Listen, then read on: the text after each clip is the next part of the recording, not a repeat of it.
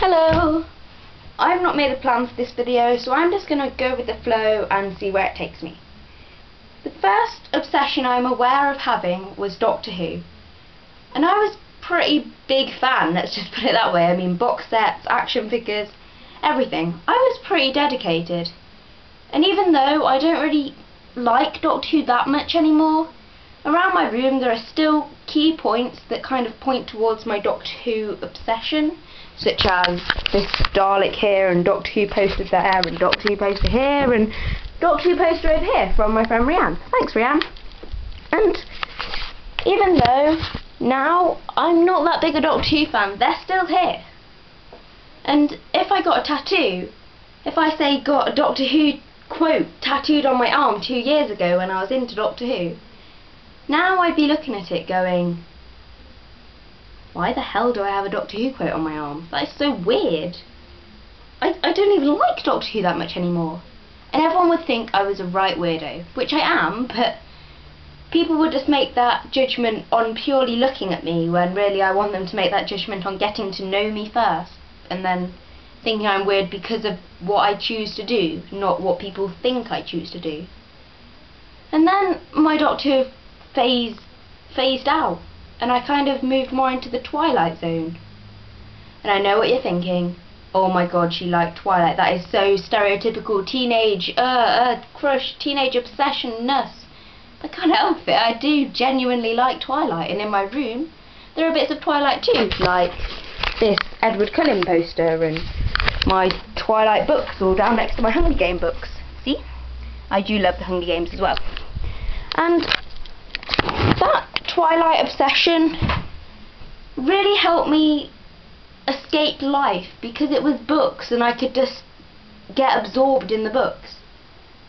And then my obsessions changed again, as they always do, and I was greeted by Sherlock. The joys and amazingness of Sherlock, which is so, just makes you go, what? Really? How? But what? But I thought, oh. And in my room there are bits of Sherlock too, like my Sherlock quotes on my wall. They're not all Sherlock, but quite a lot of them are. And my Sherlock on my wall of stuff here, playing the guitar. Not guitar, violin. What am I talking about? I don't know. This is why I ramble in videos. And then I finally phased into the phase I am now, Merlin. And I am a major Merlin fan. And fan fiction Merlin, and just everything to do with Merlin, because I'm cool like that. And in my room there are Merlin things, of course, like all the Merlin DVDs here, and the Merlin calendars, and Merlin quotes, and Merlin stuff on my wall of Merlin stuff, along with all my early passes, which I kind of took from the convent, and anyone from the convent watching will be like, that's where they all went, and that's why everyone got angry at her. But the reason I'm showing you all this is because my room represents me, and there are bits of everything in here, and without those bits the room would just be really blank. And each phase that I went through has kind of taught me something. Like my first phase, Doctor Who, taught me how to be a dedicated fan, and the Doctor taught me that every life is worth saving and we should just always try and help people. Then I moved into Twilight, and it taught me all about love and chivalry and stuff.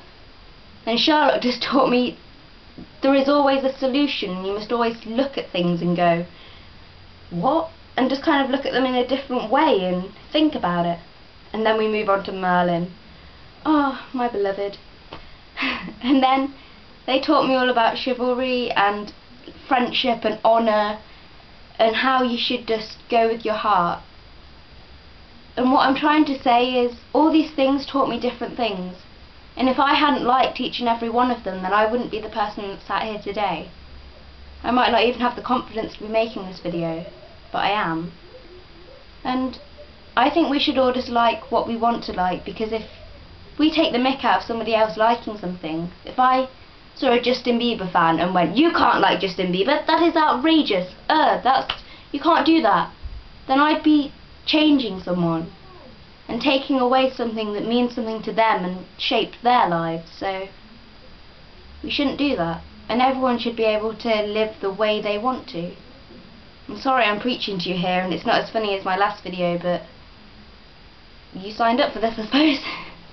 And I just want to thank you for listening and say, this is me, and this is my room, and this is me signing off. Goodbye.